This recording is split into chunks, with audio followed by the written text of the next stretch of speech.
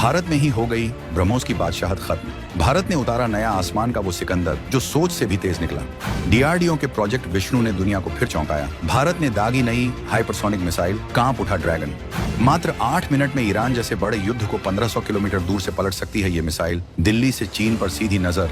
America चीन जिसे बनाने में अभी तक जूझ रहे, भारत ने उस हाइपरसोनिक हथियार से रच डाला बड़ा इतिहास। इतिहास गवाह है, जब जब भारत ने अपनी शक्ति को साधा है, दुनिया का समीकरण बदल गया है। आज एक बार फिर वही क्षण आ गया है। दुनिया की नजरों से दूर भारत की गोपनीय प्रयोगशालाओं में हमारे वैज्ञानिकों ने एक ऐसी आसमानी शक्ति को साधा है जिसने युद्ध के सारे नियम कायदे तोड़ दिए हैं। ये एक ऐसी ताकत है जो कल्पना से परे है, एक ऐसी गति है जो समय को मात देती है। सोचकर देखिए, एक ऐसा अस्त्र जो पलक झपकते ही ध्वनि की गति से 8 गुना तेज यानी लगभग 11,000 किलोमीटर प्रति घंटे की रफ्तार से दुश्मन के सीने में जा धंसे। एक ऐसी विनाशक क्षमता जो 1500 किलोमीटर की दूरी पर बैठे दुश्मन के सबसे सुरक्षित बंकरों को भी सिर्फ 8 से 10 मिनट के भीतर धूल में मिला दे। ये कोई सपना नहीं, ये वो हकीकत है जिसे भारत ने डीआरडीओ की मदद से सच कर दिखाया है। इस एक छलांग ने भारत को दुनिया के उन 3 सबसे ताकतवर देशों की कतार में सबसे आगे खड़ा कर दिया है, जिनके पास ही ऐसी तकनीक होने का गुमान था। ये वो ब्रह्मास्त्र है जो दुश्मन को सोचने का भी मौका नहीं देगा।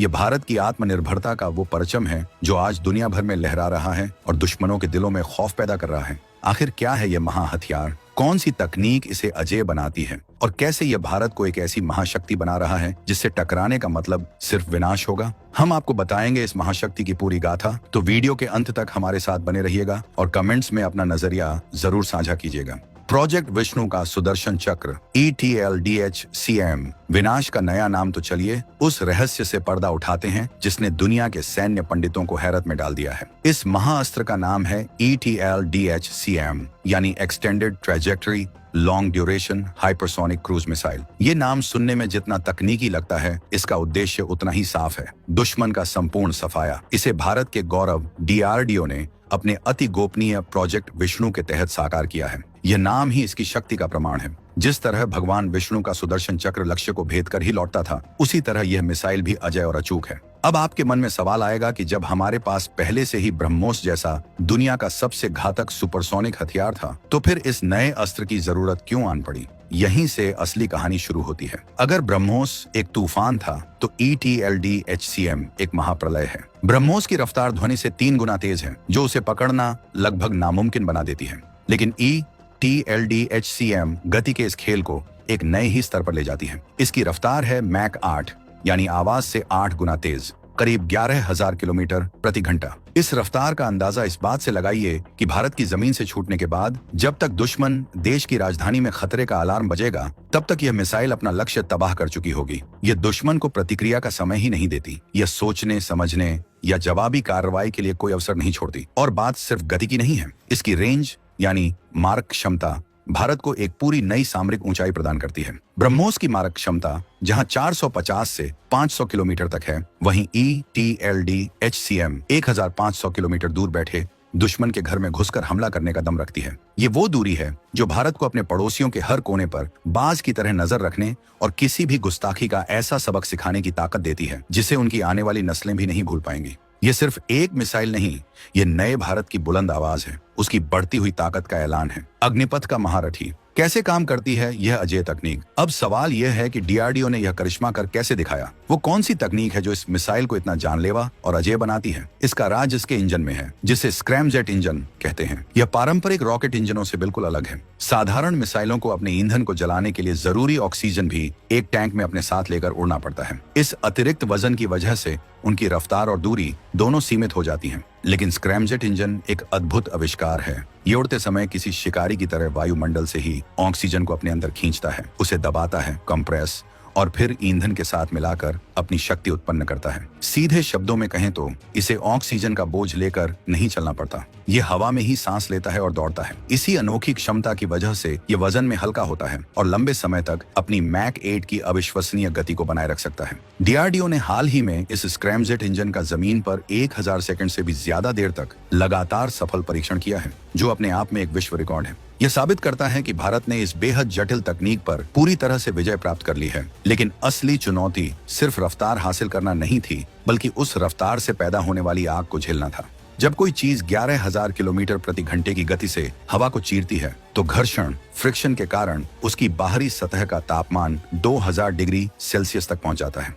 यह इतनी गर्मी है कि लोहा भी मोम की तरह पिघल जाए। इस अग्नि परीक्षा को पास करने के लिए डीआरडीओ के वैज्ञानिकों ने खास तरह के कार्बन कंपोजिट और गर्मी को सोखने वाले पदार्थों का एक ऐसा अभेद्य कवच बनाया है जो इस मिसाइल को इस आग के दरिया से सुरक्षित रखता है। लेकिन यह मिसाइल सिर्फ तेज और ताकतवर ही नहीं बल्कि बेहद चालाक भी है। ये जमीन के समानांतर बहुत कम ऊंचाई पर उड़ती है, जिससे यह दुश्मन के ज्यादातर रडार सिस्टम की नजरों से बची रहती है। और अगर किसी एडवांस रडार ने इसे पकड़ भी लिया तो यह बीच रास्ते में किसी बाज की तरह अपनी दिशा बदल सकती है, गोते लगा सकती है। यानी दुश्मन अगर इसे रोकने के लिए कोई जवाबी मिसाइल दागता है तो यह उसे चकमा देकर अपने लक्ष्य की तरफ बढ़ती रहती है। यह एक मायावी हत्यारा है जो बिना कोई सुराग छोड़े अपना काम करके लौट आता है। नई लक्ष्मण रेखा 1500 किलोमीटर की जद में दुश्मन का हर कोना। चलिए अब इस महाअस्त्र की ताकत को जमीन पर उतारते हैं और देखते हैं कि इसकी 1500 किलोमीटर की रेंज का असली मतलब क्या है और यह कैसे इस क्षेत्र की भू राजनीति को हमेशा के लिए बदल देती है। सबसे पहले बात करते हैं हमारे पश्चिमी पड़ोसी पाकिस्तान की।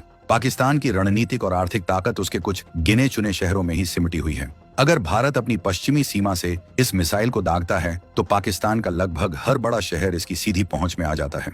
पाकिस्तान की राजधानी इस्लामाबाद, उसका फौजी हेडक्वार्टर रावलपिंडी, आर्थिक दिल कराची और सांस्कृतिक केंद्र लाहौर, ये सब अब भारत से सिर्फ 5 से 8 मिनट की दूरी पर हैं। पाकिस्तान के बड़े बड़े सैन्य ठिकाने, कमांड सेंटर और न्यूक्लियर साइट सब कुछ अब भारत के एक इशारे की जद में है। ये मिसाइल न केवल पारंपरिक विस्फोटक बल्कि 1000 से 2000 किलोग्राम तक के परमाणु हथियार ले जाने में भी सक्षम है। ये वो डर है जो अब पाकिस्तान को सीमा पर कोई भी नापाक हरकत करने से पहले 1000 बार सोचने पर मजबूर करेगा। अब आते हैं चीन की तरफ, जो अपनी विस्तारवादी नीतियों से लगातार भारत के लिए चुनौती बना हुआ है। चीन एक बहुत बड़ा देश है, लेकिन ETLD-HCM उसकी दुखती रग पर वार करने की अचूक क्षमता रखती है। भारत अगर अपनी उत्तरी सीमाओं जैसे लद्दाख या अरुणाचल प्रदेश से इसे लॉन्च करता है तो चीन का पूरा तिब्बत और शिनजियांग प्रांत का एक बहुत बड़ा और रणनीतिक रूप से अहम हिस्सा इसकी सीधी मारक क्षमता में आ जाता है। ये वही इलाके हैं जहां चीन ने भारत के खिलाफ अपने सबसे बड़े मिलिट्री बेस, एयरफील्ड और सप्लाई डिपो बना रखे हैं। LAC पर किसी भी तनाव के समय चीन की पूरी फौजी मशीनरी इन्हीं इलाकों से ऑपरेट होती है। अब भारत सिर्फ 8 से 10 मिनट में चीन की इस सप्लाई लाइन की कमर तोड़ सकता है, उसके हवाई अड्डों को बेकार कर सकता है